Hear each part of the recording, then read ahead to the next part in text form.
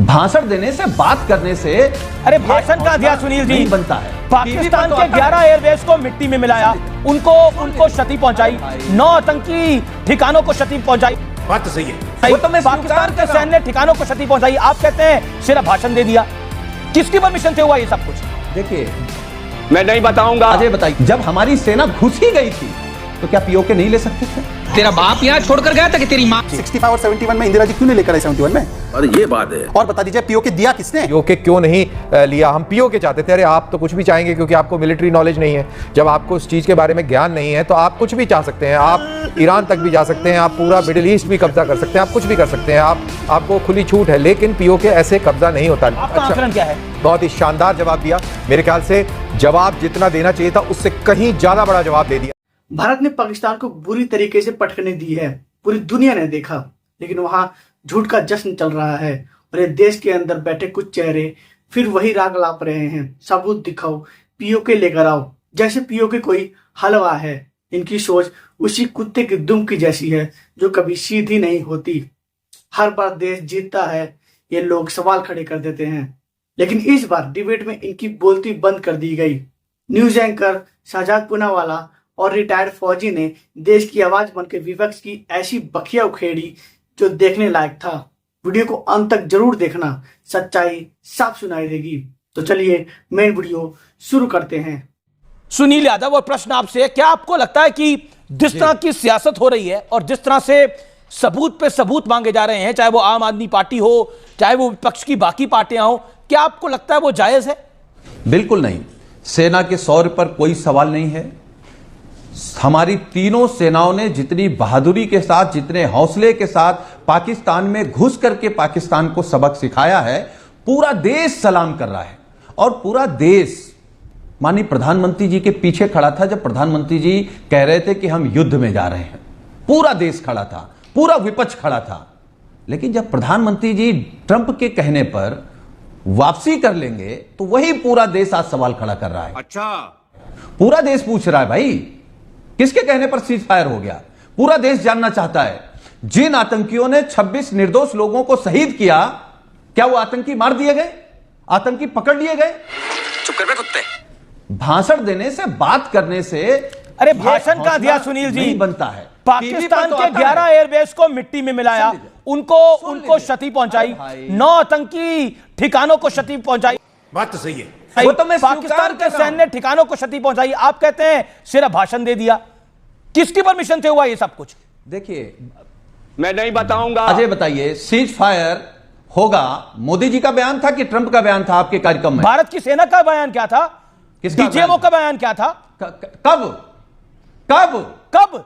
अब तो सच बोल दे भोसड़ी के। आप बताइए, डीजीएमओ का बयान कब आया? कब? एमईए का बयान कब आया?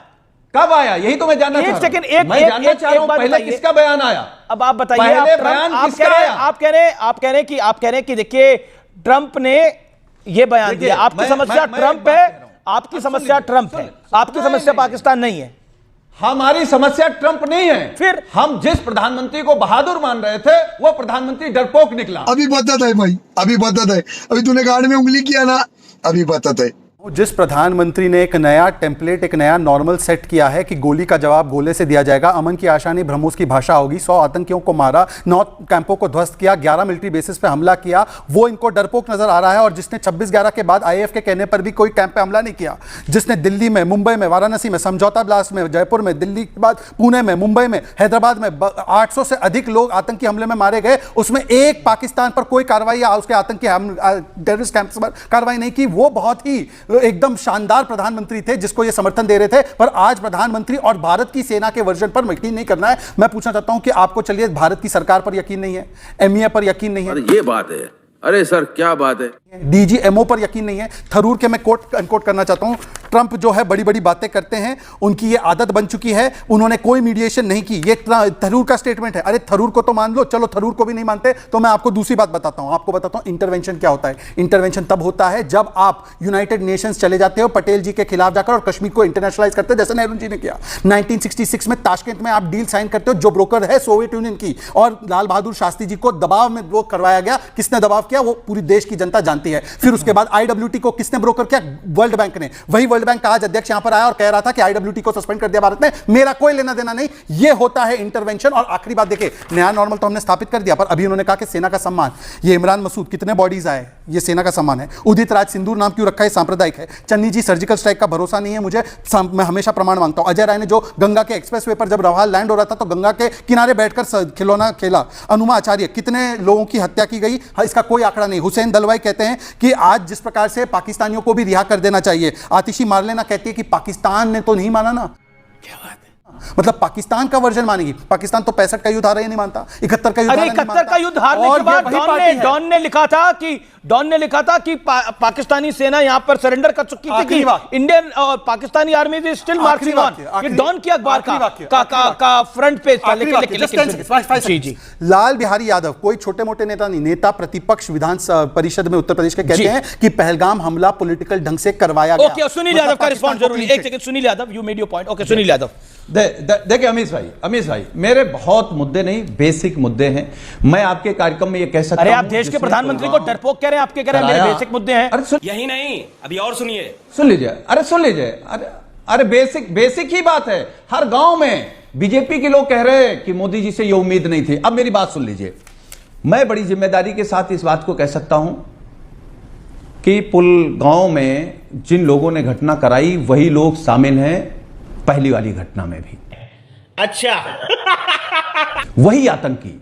हम केवल यह जानना चाहते हैं कि जब पूरा देश प्रधानमंत्री जी के साथ खड़ा था तो 26 निर्दोष लोगों की हत्या करने वाले आतंकी क्या पकड़े गए? जब हमारी सेना घुस ही गई थी तो क्या पीओके नहीं ले सकते थे? तेरा बाप यहाँ छोड़कर गया था कि तेरी माँ क्या तबाह नहीं कर सकते थे? मेरा जो देश का सवाल है वही हमारा सवाल है। सबसे पहले तो उनको शायद पहलगाम और पुलवामा दोनों कहने में दे दो कि क्या सर, मैंने आपके बीच में नहीं बोला साजन जी, ये तरीका ठीक नहीं है। साजन जी, आपने अपनी बात रखी, यहाँ पे भाषण का मंच नहीं है। ये बताइए,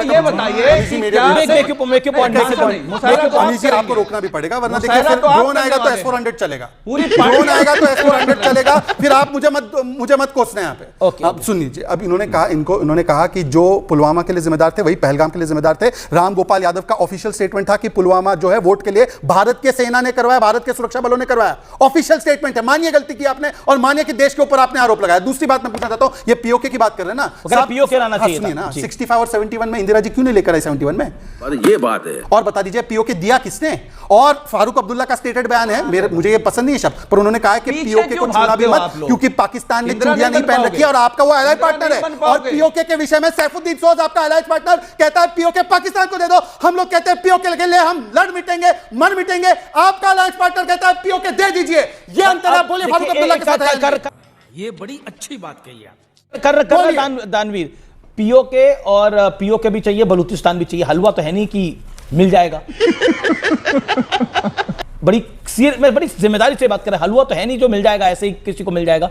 लेकिन हमारे देश का प्रधानमंत्री डरपोक है, ये बात शब्द बोले गए अभी इसी मंच पे, आप सामने थे यहां पर। मेरे ख्याल से मेरा मानना है कि आज का देश का प्रधानमंत्री शायद बहुत दिलेर है और ऐसा प्रधानमंत्री शायद इस देश ने कई दशकों तक नहीं देखा। इसमें कोई दो राय नहीं होनी चाहिए। क्या बात है? क्योंकि भारत के अंदर ऐसा प्रधानमंत्री भी रहा है जहां पर जब एयरफोर्स हमला करने के लिए तैयार थी और बोल रही थी कि हम हमला करेंगे, लेकिन बराक ओबामा ने अपनी किताब में लिखा है कि because of political considerations and vote bank politics वो हमला नहीं किया गया। यानी कि वो ऐसे भी प्रधानमंत्री देश में रहे हैं जो भारतीय मुसलमान को पाकिस्तानी भावना के साथ देखते हैं और उसको उस कैटेगरी में रखते हैं, जबकि ऐसा है नहीं। तो ये कितने शर्म की बात है और अफसोस की बात है। खैर ये तो बात रही पॉलिटिक्स की, लेकिन जहां तक ये बात कर रहे हैं मिलिट्री पॉइंट ऑफ व्यू से कि भाई पीओके क्यों नहीं लिया, हम पीओके चाहते थे। अरे आप तो कुछ भी चाहेंगे क्योंकि आपको मिलिट्री नॉलेज नहीं है। जब आपको उस चीज़ के बारे में ज्ञान नहीं है तो आप कुछ भी चाह सकते हैं। आप ईरान तक भी जा सकते हैं, आप पूरा मिडिल ईस्ट भी कब्जा कर सकते हैं, आप कुछ भी कर सकते हैं, आपको खुली छूट है। लेकिन पीओके ऐसे कब्जा नहीं होता। मैं सिर्फ ये सवाल ये पूछता हूं कि क्या आप युद्ध की तैयारी कर रहे थे जब ये आपके ऊपर युद्ध थोपा गया? नहीं, आप एक नॉर्मल मुल्क की तरह अपनी प्रगति में लगे हुए थे। आप अपनी देश की इकोनॉमी को सुधार रहे थे और आप सतर्क थे। आपके ऊपर यह युद्ध आतंकवादी घटना के बाद थोपा गया और उस समय आपको जवाब देना जरूरी था। तो क्या हमने जवाब ठीक दिया? मेरा मानना है कि बहुत आपका आकलन क्या है? बहुत ही शानदार जवाब दिया। मेरे ख्याल से जवाब जितना देना चाहिए था उससे कहीं ज्यादा बड़ा जवाब दे दिया है। और पाकिस्तान से और खबरें निकल के आएंगे आने वाले समय में, जैसे आपको पहले सुनने को मिला था कि पैर कांप रहे थे, और ये वाला सुना होगा आपने कि नेशनल असेंबली में कैसे बालाकोट एयर स्ट्राइक के बाद में जनरल बाजवा किस तरीके से रोते हुए आए थे कि भाई फटाफट अभिनंदन को छोड़ो, उनके पैर थरथरा के कांप रहे। जब दुश्मन की हार सामने हो, जब पूरी दुनिया देख रही हो कि भारत ने पाकिस्तान को उसकी औकात दिखा दी है, तब भी इस देश में कुछ ऐसे चेहरे हैं जो खुश नहीं होते, उल्टा सवाल पूछते हैं, शक करते हैं और दुश्मन का पक्ष लेते हैं। यही वो सोच है जो आजादी के बाद से देश को कमजोर करने की कोशिश कर रही है।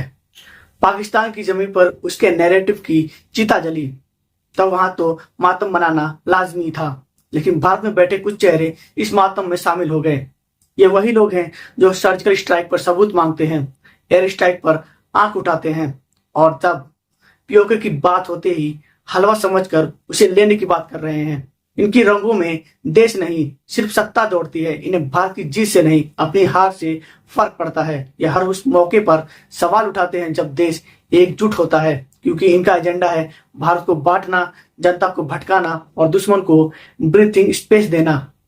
यह वही सोच है जो आज भी पाकिस्तान की जीत के झूठे नैरेटिव को एम्पलीफाई कर रहा है। वहां झूठ फैल रहा है, यहाँ माफी मांगने की तैयारी हो रही है, और फिर ये लोग खुद को विपक्ष कहते हैं।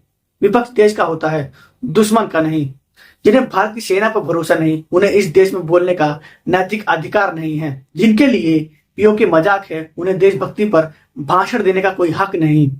लेकिन सच्चाई यही है, इनकी आवाज अब बहुमत की आवाज नहीं है। देश देख रहा है, देश समझ चुका है, और अब जनता जवाब दे रही है। हर डिबेट में, हर मंच पर, हर चुनाव में। अब भारत बदल चुका है। अब यहाँ पाकिस्तान की भाषा बोलने वालों को सिर आंखों पर नहीं बिठाया जाएगा, उन्हें मंच से सीधा उतारा जाएगा। और याद रखो, जब देश एकजुट होता है तब कोई दुश्मन टिक नहीं सकता। भारत जीता है, भारत फिर जीतेगा, और जो इसकी जीत से दुखी हैं उनका राजनीतिक और नैतिक पतन निश्चित है। तो आज की वीडियो में बस इतना ही। वीडियो अच्छी लगी हो तो वीडियो को लाइक करना, शेयर करना, और आपका इस पे क्या राय है कमेंट करके जरूर बताना। तो दोस्तों मिलते हैं अगले वीडियो में, तब तक के लिए जय हिंद।